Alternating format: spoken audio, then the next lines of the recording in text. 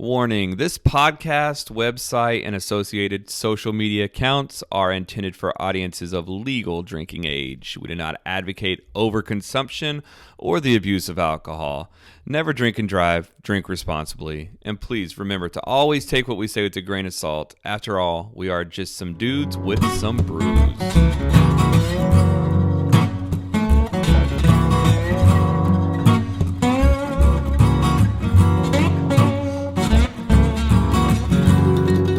All right, got 11 pounds of two-row. It's two-row Pilsner malt, it's premium two-row malt.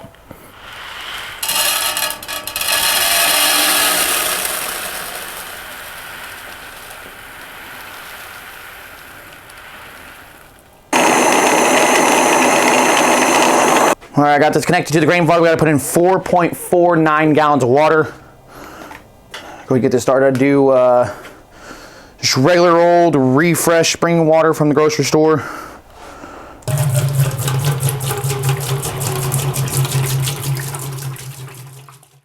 All right, so we got the 4.5 gallons in here.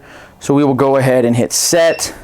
This will start heating to our target mash temperature. It's gonna be 149 degrees. So we'll go ahead and let that heat up while we get the grain basket ready. We'll get that inserted. And then we will also get water chemistry ready for the mash as well.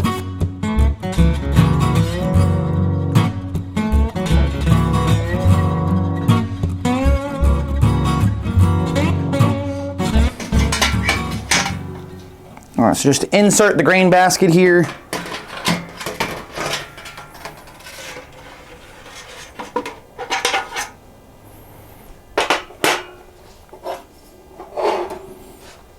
Install the dip tube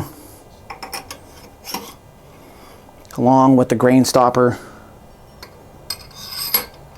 and just continue to wait for the water to heat up to mash temperature.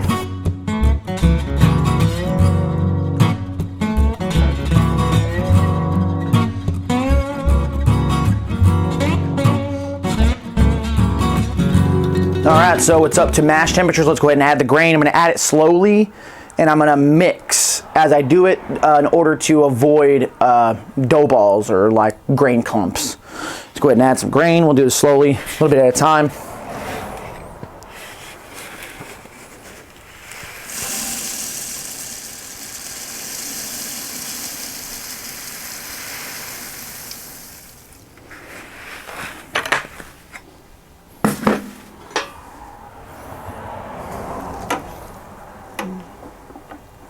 Make sure we're not getting any dough balls or grain clumps.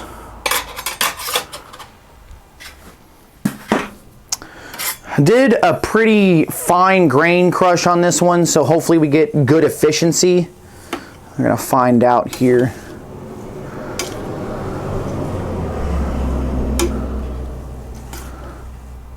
So this is a little thick, so because it's a little thick, I'm going to add a little bit of water just to get it over the grains a little bit. Just want a little extra room there for it to do its thing in the mash.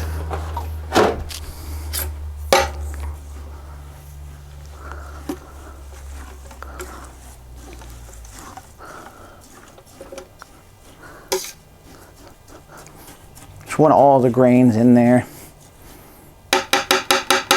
Looks good.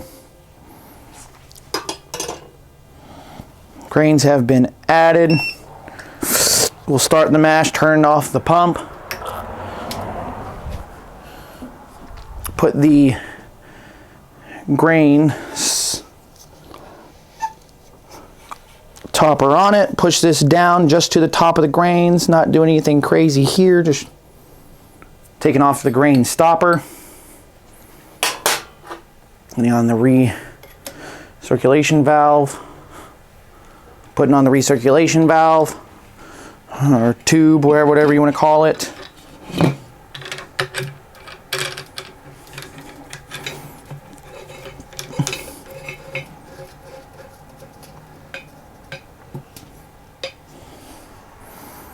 Open this back up, turn the pump back on, let it recirculate We'll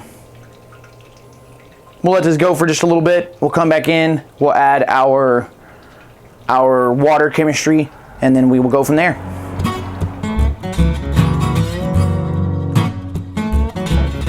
If we're brewing a SMaSH IPA, why not drink a SMaSH IPA? Today, grabbed, it's called the Smash and Grab Indian Pale Ale. Now, a SMaSH IPA, traditionally known for their bold hop aroma, high bitterness.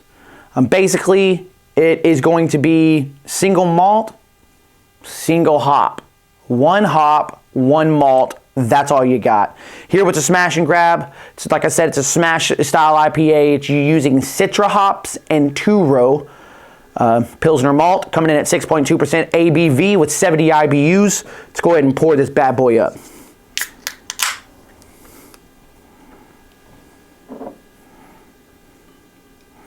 Being that it's brewed with Citra hops, it should have a citrus flavor, a little bit more orange or lemony. Damn, that's a good pour. Got a good head on it. Got nice golden color. Let's go ahead and see what we can get off the aroma here. Oh, you get some of that piney from the Citra hops, followed by a little bit of the citrus. This one's going to be good. Let's go ahead and test this one out.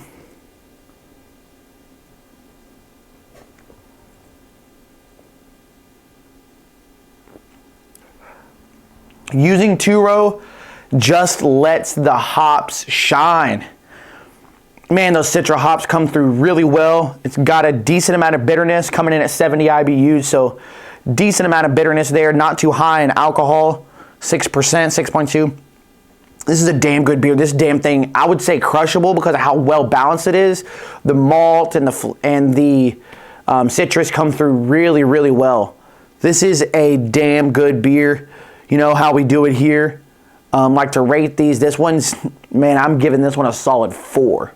Let's get it. Go out there and pick you up the Smash and Grab. It's the Smash and Grab Indian Pale Ale from Legal Draft Brewing Company. This is out of Arlington, Texas. Let's get it. Now it's time for the mash out. I'm going to turn the pump off. Turn off. Close this valve. Take off the sparge arm.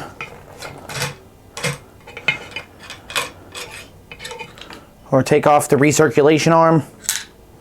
I like to reattach it and just move it off to the side because it's hot. Remove the lid. Let that drain off.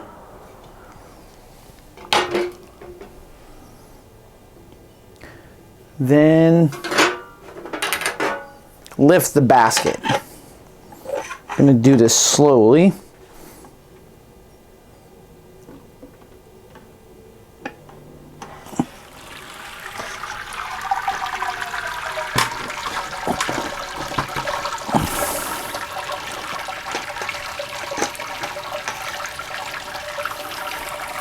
Now just let that drain and then we'll do the sparge. So we actually do a batch sparge here, so we're going to go ahead and get that started. Sparge at 167 degrees.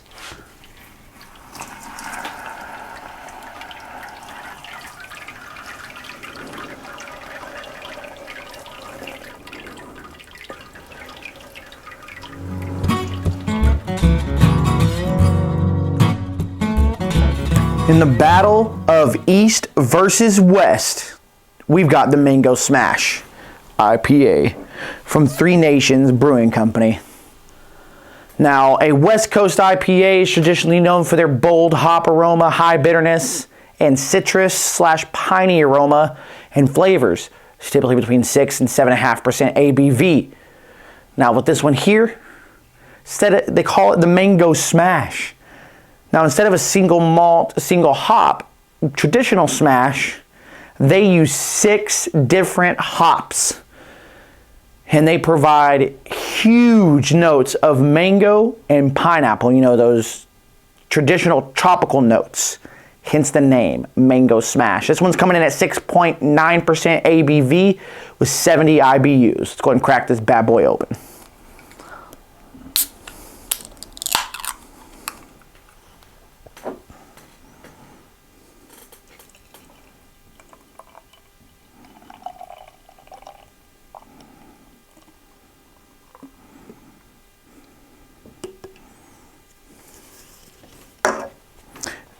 Being that this one is a West Coast style IPA, you get a little bit of the darker color, more of the copper.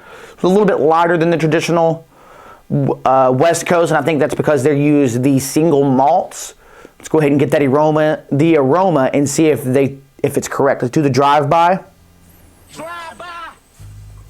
You get some of that tropicalness right away. Let's do it again. Yeah, you get a little tropical feel right off the get-go. Let's go ahead and get a full sniff. Man, I'm not getting a lot of bitterness, not getting a lot of piney notes, getting a lot of those tropical notes. Oh man, the mango comes through really well. What's crazy is that they didn't even use any fruit. The mango, pineapple, tropical notes are coming off the hops. Let's go ahead and give this bad boy a try.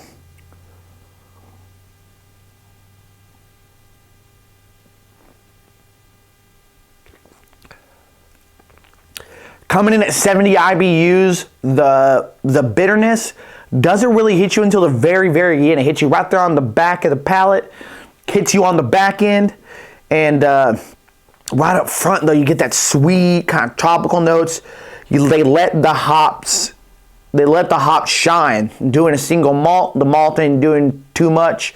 Let the hops shine. Now I couldn't find what 6 hops they use in this one, but that's okay. It doesn't matter. Maybe it's a secret recipe that we don't even know about. Either way, this is a damn good beer. Keep it up, Three Nations. It's so good and refreshing. Even coming in at 6.9, it's not too boozy. The booze doesn't come through as well as you would think it would. This one here, man, it's so good. And here, I gotta give it a 4.25. Three Nations, you did a damn good job. Keep up the good work. All right, let's go ahead and take the grains off. These are done draining. We're just gonna try to get this one up to a boil. We'll just take these off here.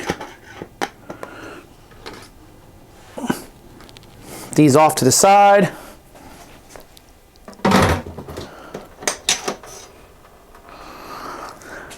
And then we will bring this up to a boil, put the lid on.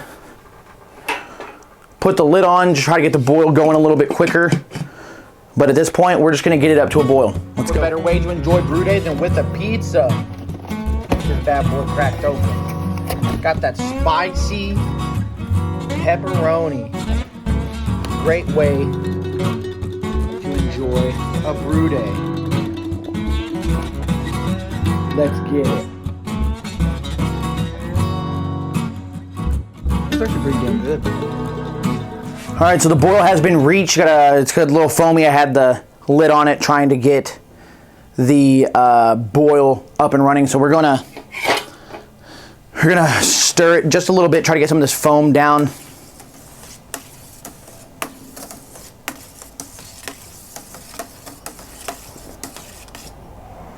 Awesome. Foam's down a little bit, so now we're gonna put in our hop sack. We're doing a giant hop sack this time because this is an IPA. We've got hops galore going into this bad boy. There we go. That'll help hold it on so I can wrap it around. We're gonna do our first hop addition. So we're doing like I said, it's a single hop, single malt, single hop. We got Lemondrop hops here. Man, these smell great. We got these going in all day long. So here's the first edition here with 0.5 ounces of hops. Let's go.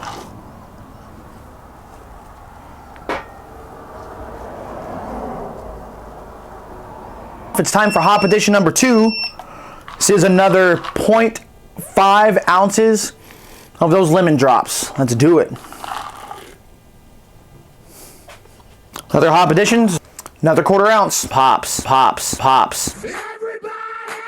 We're gonna throw, it's 15 minutes left in the boil, so we're gonna throw in our Warflock tablet. And then we've also got 2 ounces of dried lemon peel. I'm gonna try to set off those Lemondrop hops. Let's go. Last addition of the hops. So our last hop addition before the boil is over. Got 5 minutes left. We're doing 4 ounces of these Lemondrops. Let's go.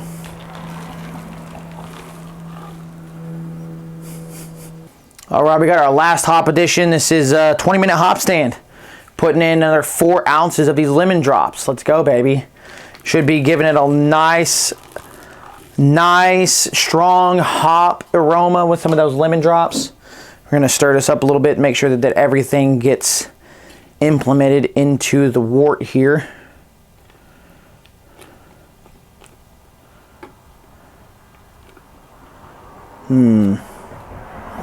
Looks good. Let's go ahead and start our 20-minute hop stand. Some people like to do a whirlpool. I don't see the difference in a whirlpool and a hop stand. I got a filter at the bottom, so it doesn't matter if the hops are all accumulated in the middle. We just want to get a little bit more hop aroma in here, so we're going to put a lid on it. We're going to bring this temperature down a little bit to 170 degrees. Hop stand for 20 minutes.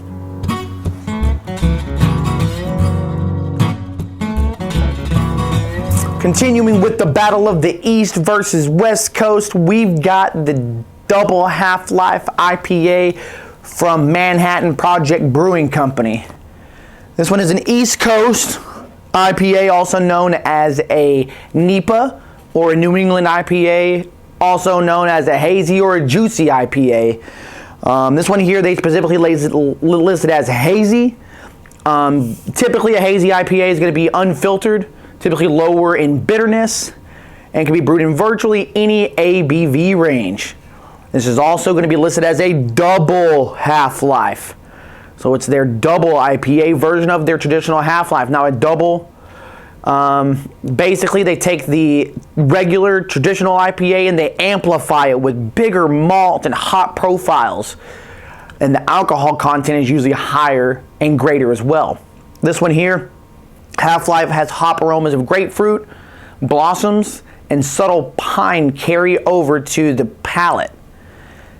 These are met with lemon and apricot flavors and just a hint of bread. This one here comes in at 8% ABV and 50 IBUs. Let's go ahead and crack this one open.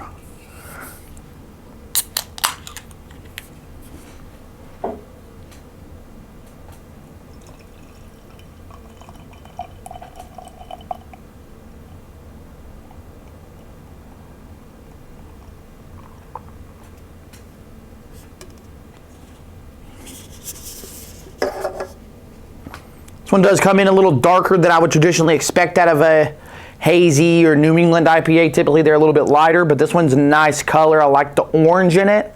Man, this looks good. Let's go ahead and get the drive-by.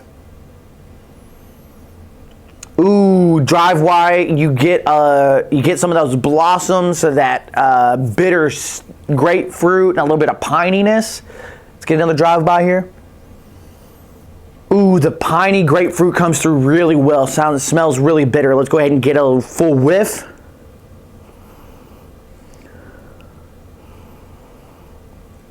Let's get a second one here.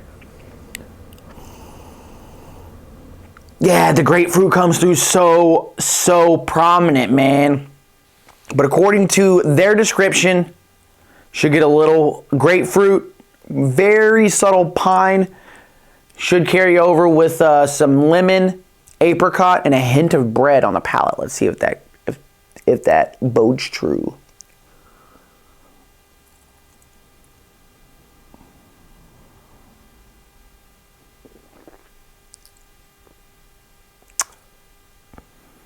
Ooh, you do get a little spiciness on the back. I don't know what that is. The lemon does come through a little bit. You get a little bit of citrus. Ooh, there's the grapefruit right there on the back. That bitter kind of citrus grapefruit right there on the back. Not getting the hint of bread, but that's okay. Hey, my palate isn't quite as refined. Typically, I'm not a big fan of a double IPA because they're typically way too bitter for me. But this one coming in at 50 IBUs is just perfect. You get the 8% ABV. Coming in at 8%, you don't get a lot of the booziness. The booziness hits you a little bit. You can taste a little bit of the alcohol, but not quite as much as you would think coming in at 8%. This is a hella good beer. I'm giving this a good 4 out of 5. Go check this one out. If you're not into the higher ABV, check out the traditional Half-Life, but the double Half-Life will not do you wrong. Keep doing your thing, Manhattan. Let's go. Now it's time to cool the wort. We're gonna go ahead and take the hop sack out.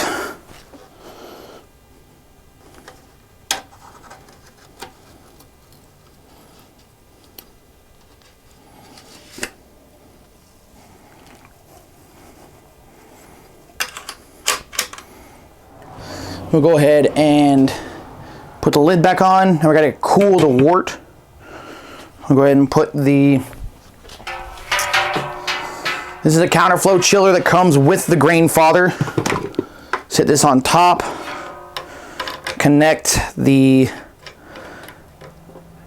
hose along with the inlet valve. Push that in so we can recirculate. Turn the pump on and go. All right, so we'll go ahead. We got the wort is cooling right now. We'll go ahead and check the original gravity on this thing. 050. I think it's an 050. 1050. All right, so we're gonna go ahead and fill the fermenter and then get pitching the yeast.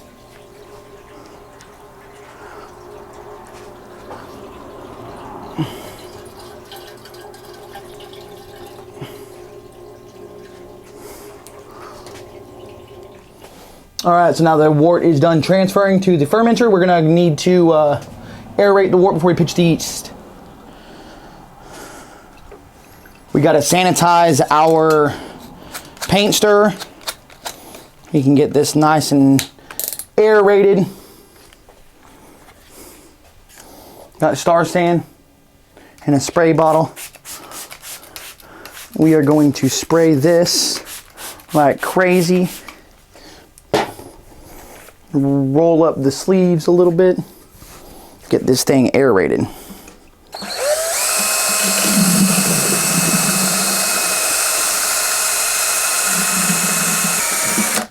All right, get it nice and aerated for about 30 seconds.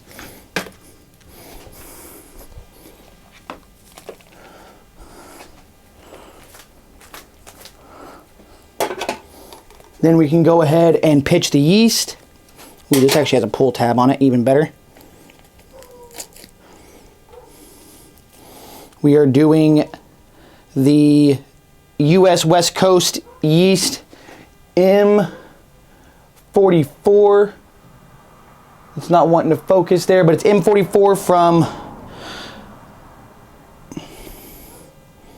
from Mangrove Jacks. Dump that whole thing in there. Get the lid on it.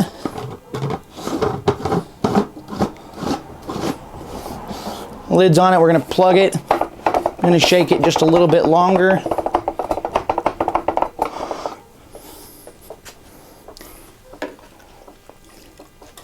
We're gonna throw our airlock on it. This one's good to go. Gonna let this one sit at room temperature for 10 to 14 days.